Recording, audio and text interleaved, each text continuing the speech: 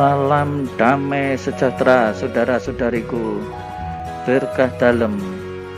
Ya, kita berjumpa lagi dalam bulan katekese liturgi hari yang ke-27. Ya, kali ini kita akan membicarakan tema ini, Santo Yusuf, pribadi yang tenang dan tegar. Wah, ini luar biasa ya. Ya, dibantu ini ya, subscribe dan bagikan kepada teman-teman dari Tuhanlah Pertolonganku channel.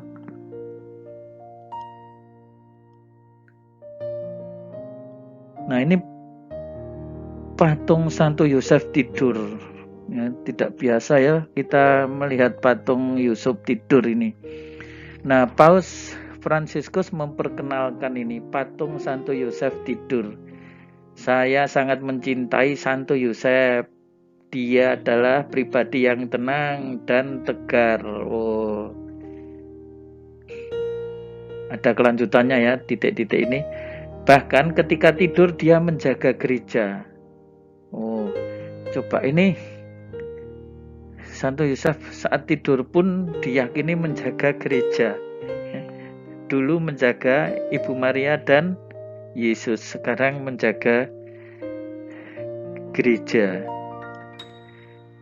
Paus Fransiskus berkata, saya memiliki cinta yang besar untuk Santo Yusuf karena dia adalah orang yang diam dan kuat.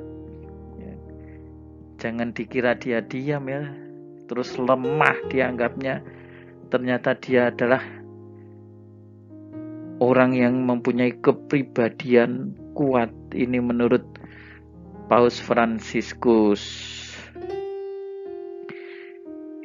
Nah, tidak pernah berkata sesuatu dalam Alkitab, Santo Yusuf memiliki tempat khusus di hati dan pikiran setiap umat Katolik. Ya, Yusuf atau Yosef sama ya. Di tempat kita dalam bahasa Indonesia ya sering disebut Yusuf juga dan juga Yusuf. Tapi di mana dalam Alkitab kita menemukan Santo Yusuf itu berbicara? Nggak ada kan? Nah, tetapi tetap memiliki tempat khusus di hati dan pikiran setiap umat Katolik ya.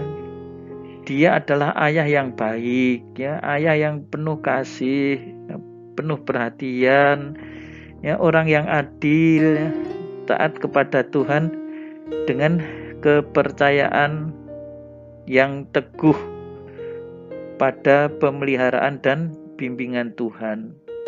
Ya, ini pantas kalau Santo Yusuf ini menjadi pelindung teladan ya, bagi setiap ayah. Kata Paus Fransiskus lagi ya, jangan lupakan Santo Yusuf yang tidur ya. Yesus tidur dengan perlindungan Santo Yusuf. Ya iyalah, karena waktu Yesus bayi ya toh, mesti ayahnya itu menunggui ya, ayah yang tanggung jawab dan punya bayi akan setiap kali melihat anaknya dalam kondisi aman apa enggak dan seterusnya. Oh, luar biasa loh ini ayah seperti ini. Nah, Santo Yusuf tidak menyerah dalam kesulitan-kesulitan besar. Makanya ya, dia adalah pribadi yang tenang ya, tetapi juga tegar. Kesulitan seperti apa itu? Mari kita lihat ya kan. Sesampai di Bethlehem dan tidak menemukan penginapan di mana Maria dapat melahirkan, Yusuf mengambil sebuah kandang. Loh, ini sebuah keputusan besar ya. Wah, gimana ini nanti istriku melahirkan di sebuah kandang, menimbulkan trauma enggak dan seterusnya. Belum lagi kan sebelumnya perjalanan ya kan, karena waktu itu mereka harus pulang ke kampung halamannya untuk cacah jiwa. Ya, ada suasana capek, ada suasana haus dan lapar, ada suasana bingung ya, harus mencari rumah. Masalahnya apa? Ya, anak akan segera lahir ya, dalam situasi seperti itu. Ini kan sulit ya bagi seorang bapak yang mempunyai anak pertama kali ya kan. dihadapkan pada bahaya yang sangat dekat dengan Herodes atau dari Herodes yang ingin membunuh anak itu. Ini ketika Yesus usianya kurang dari 2 tahun. Nah, lalu apa yang terjadi? Yusuf diperingatkan sekali lagi dalam doa untuk melindungi anak itu ya, melalui mimpi. Bangkitlah ya. Lalu dia pergi mengungsi ke Mesir. Coba kita lihat ya. Terus nanti di Mesir itu mau bagaimana dan seterusnya. Ini juga sebuah hal yang sulit loh. Nanti di sana cari kerja di mana ya kan? Bagaimana nanti makan ya kan? Mau bertempat tinggal di mana? Kok tiba-tiba aja disuruh pergi ke Mesir? Ya, mempertaruhkan hidup mereka untuk menghindari kemalangan dan kelaparan ya, tetapi memang harus mempertaruhkan hidup untuk apa? Menyelamatkan anak. Ya, anaknya akan dibunuh karena Herodes memerintahkan bayi-bayi di bawah usia 2 tahun harus dibunuh. Nah, ini harus segera ambil tindakan cepat menyelamatkan anak. Itu dilakukan oleh Yusuf. Nah, saudara-saudari, dari Santo Yusuf kita harus mempelajari kepedulian dan tanggung jawab yang sama ya, artinya kita punya tanggung jawab dalam masa-masa sulit seperti itu. Ambil keputusan yang tepat, yang benar ya.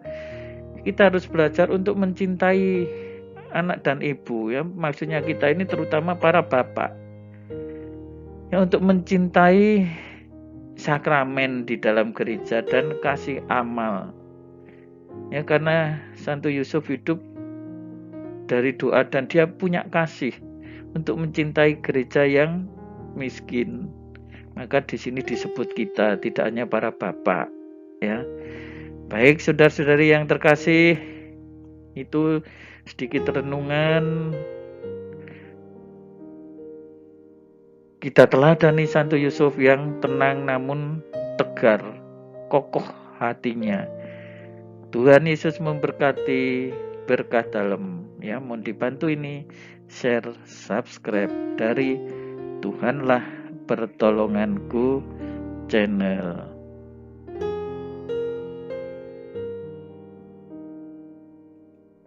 Saudara-saudari sekalian, pekerjaan saudara, aktivitas saudara, keluarga saudara dilindungi dan diberkati oleh Allah yang Maha Kuasa, Bapa dan Putera dan Roh Kudus.